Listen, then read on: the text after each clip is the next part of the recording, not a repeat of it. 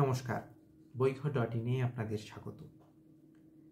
বইঘর.in পক্ষ থেকে এবার বই মেলায় কলকাতা আন্তর্জাতিক পুস্তক মেলা 2024 47তম আন্তর্জাতিক কলকাতা পুস্তক মেলা, সেখানে আমরা উপস্থিত হয়েছিলাম একটা প্রচেষ্টা নিয়ে।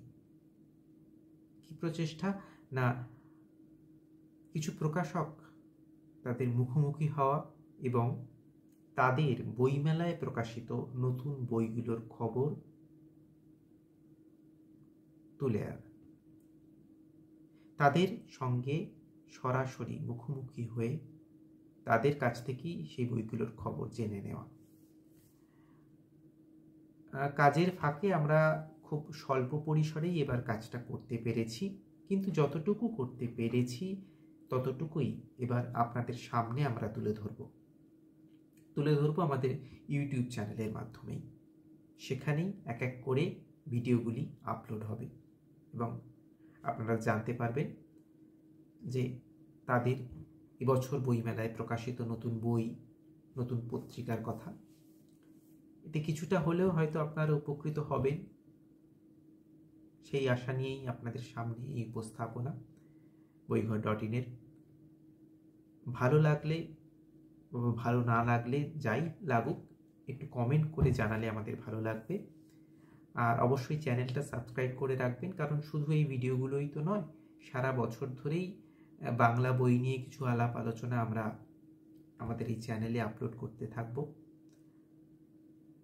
তাই আসুন আমরা এক এক করে দেখে নেব এই বইমেলার, কলকাতা বইমেলা সফর 2024 বইঘর.in।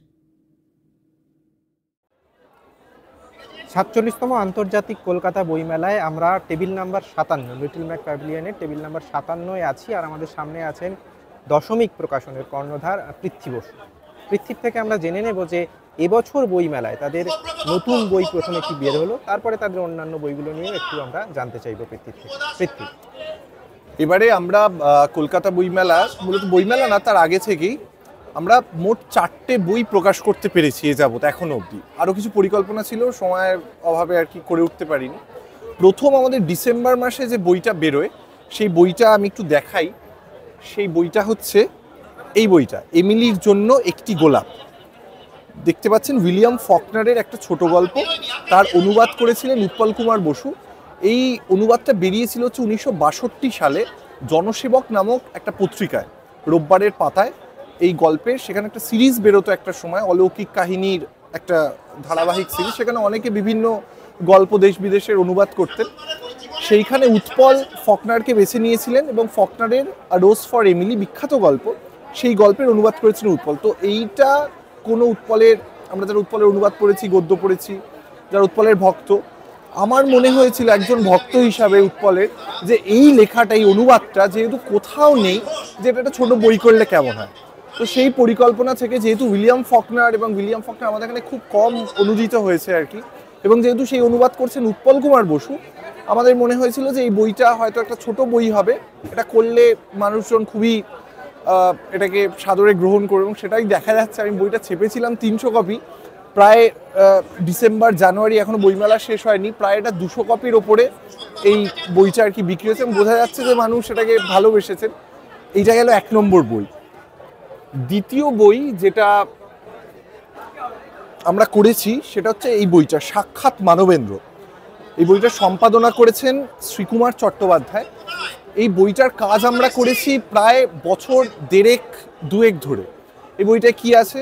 বইটার কিছুই নেই, যে মানবেন্দ্র বন্দ্যোপাধ্যায় আমাদের সবার পরিচিত, যার অনুবাদ পড়ে আমরা ছোট থেকে বড় হয়েছি প্রত্যেকেই, এবং যার অনুবাদক হিসাবে যার মানে পাঠক প্রিয়তা বিপুল আর কি, সেই মানবেন্দ্র বন্দ্যোপাধ্যায় শুধু তো তিনি অনুবাদক নন, তিনি একই সঙ্গে কবিতা লিখেছেন, একই সঙ্গে উপন্যাস লিখেছেন, খেলা নিয়ে লেখা লিখেছেন, অধ্যাপনা তো করেছেন, প্রবন্ধ লিখেছেন সিরিয়াসলি। তো এই মানবেন্দ্র বন্দ্যোপাধ্যায়, এই ব্যক্তিটি, তার বক্তব্য, সেটা অনুবাদ নিয়ে হতে পারে, সেটা তার জীবন নিয়ে হতে পারে, এই বয়ানগুলো আমাদের মনে হয়েছিল যে এটা অত্যন্ত গুরুত্বপূর্ণ, যে মানবেন্দ্র বন্দ্যোপাধ্যায়ের মুখ থেকে আমরা তার জীবন, তার কাজ, তার অনুবাদ সম্পর্কে ভাবনা, এই জিনিসগুলো জানতে চাই। ফলত মানবেন্দ্র বন্দ্যোপাধ্যায়ের অনুবাদ সেই অর্থে আমাদের হাতে খুব অ্যাভেলেবেল, মানে খুব সুলভ ছিল না। তো আমাদের মনে হয়েছিল যদি যে মানবেন্দ্র বন্দ্যোপাধ্যায়কে আমরা অন্যভাবে চিনি, এই বিভিন্ন ধরনের মানবেন্দ্র বন্দ্যোপাধ্যায়কে যদি এক করতে চাই, তাহলে এই সাক্ষাৎকারগুলোকে যদি এক করতে পারি, সেই একটা কাজ, একটা গুরুত্বপূর্ণ কাজ হয়ে থাকবে। তো সেইটা আমরা করেছি এবং এর উত্তরভাষ মানে পোস্টস্ক্রিপ্ট লিখেছেন আমাদের অত্যন্ত প্রিয় প্রাবন্ধিক শিবাজী বন্দ্যোপাধ্যায়। শিবাজী বন্দ্যোপাধ্যায় মানবেন্দ্র বন্দ্যোপাধ্যায়ের সহকর্মী ছিলেন দীর্ঘদিন যাদবপুর বিশ্ববিদ্যালয়। তো তিনি ভালোবেসে একটা পোস্টস্ক্রিপ্ট লিখেছেন, সেটাও এই বইটাকে একটা অত্যন্ত আরও আর কি গুরুত্বপূর্ণ করে তুলেছে। এইটা গেল দ্বিতীয় বই। তৃতীয় যে বইটা এই সদ্য প্রেস থেকে এসছে আজকে 25শে জানুয়ারি, বইটা দেখতে পাচ্ছেন রৌদ্র ছায়ার ফুটবল, এদোয়ার্ডো গালেয়ানোর যে বই সকার ইন সান অ্যান্ড শ্যাডো, তার বঙ্গানুবাদ এটা রৌদ্র ছায়ার ফুটবল। এটা অনুবাদ করেছেন শ্রীকুমার চট্টোপাধ্যায় এবং এই অনুবাদটা দীর্ঘদিন ধরে inscript.me এই প্ল্যাটফর্মে, এই পত্রিকায় ধারাবাহিকভাবে বেরিয়েছিল। যখন বিশ্বকাপ গত বছর শুরু হয় সেই প্রথম দিন থেকে টানা অনুবাদটা শুরু হয়ে একটা সময় শেষ হয়, প্রায় 6 মাসের বেশি সময় ধরে চলেছিল। এবং গালেয়ানোর এই বইটা ফুটবলকে কেন্দ্র করে বই, কিন্তু একই সঙ্গে ফুটবল, তার সঙ্গে রাজনীতি, তার সঙ্গে আরও বৃহত্তর জনজীবনের কথা বলে। অদ্ভুত সুন্দর এই বই এবং খুবই প্রাঞ্জল আর কি অনুবাদটা, যে কারণে আমার মনে হয়েছিল ব্যক্তিগতভাবে যে ফুটবলের এই বইটা যদি আমরা, মানে আমি নিজে খুব বড় ফুটবলের ভক্ত আর কি, এবং এই অনুবাদটা যেটা খুবই কবিতা কেন্দ্রিক, কবিতার কাছাকাছি, যে কারণে এই বইটা করতে আমি রাজি হয়েছিলাম। এবং এই বইটাও মনে হয়, আশা করি যারা পড়বেন তাদের ভালো লাগবে। এই গেল 3 নম্বর বই। আর শেষ যে বই আমরা করেছি দেখুন, সেটা হচ্ছে এই একটা ছোট্ট বই। এই বইটার নাম হচ্ছে 60 ml। এই বইটা সম্বিত বসুর লেখা, কিন্তু বইটা না কবিতার বই, না গল্পের বই, না গদ্যের বই, না প্রবন্ধের বই। তাহলে কিসের বই? কেউ কেউ এসে আমাকে জিজ্ঞেস করছেন যে এই বইটা আসলে কিসের বই। তো আমি কোনো ব্যাখ্যা দিতে পারছি না। তার কারণ ব্যাখ্যা দিতে পারছি না একটাই কারণে, যে বইটায় প্রিন্টার্স লাইনে প্রত্যেক বইতে লেখা থাকে তো যে এটা এর বই, ওর বই। এই বইটা কিচ্ছু লেখা নেই। এই বইটাকে যে যেভাবে পড়বেন সেই বইটা তার কাছে সেইভাবে যাবে। এই বইটার মূল বিষয়বস্তু হচ্ছে একটা করে লাইন, সেই লাইন একটা শব্দ, সেই শব্দের একটা করে ব্যাখ্যা। এই এক লাইন, এটা একটা মিনি বুক, বোঝাই যাচ্ছে দেখে। বহুদিন আমাদের এখানে মিনি বুকের চল আস্তে আস্তে কমছে, সেইখানে দাঁড়িয়ে নতুন রকমের একটা কাজ করার জন্যই বইটা আমরা তৈরি করেছি এবং বইটা যথারীতি হু করে বিক্রি হচ্ছে। এখন এই হচ্ছে আমাদের এইবারের প্রকাশ, বইমেলার আর কি প্রকাশ আর কি।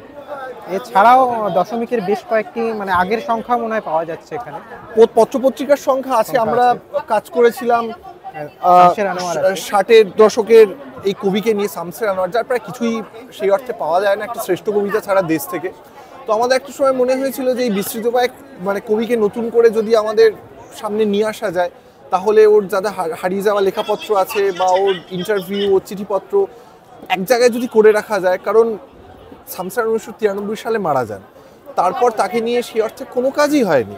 ছড়ানো ছোটানো লেখাগুলো আমরা নিয়ে প্রায় এই সংখ্যাটা প্রায় 500 পাতার কাছাকাছি সংখ্যাটা হয়ে গেছিলো।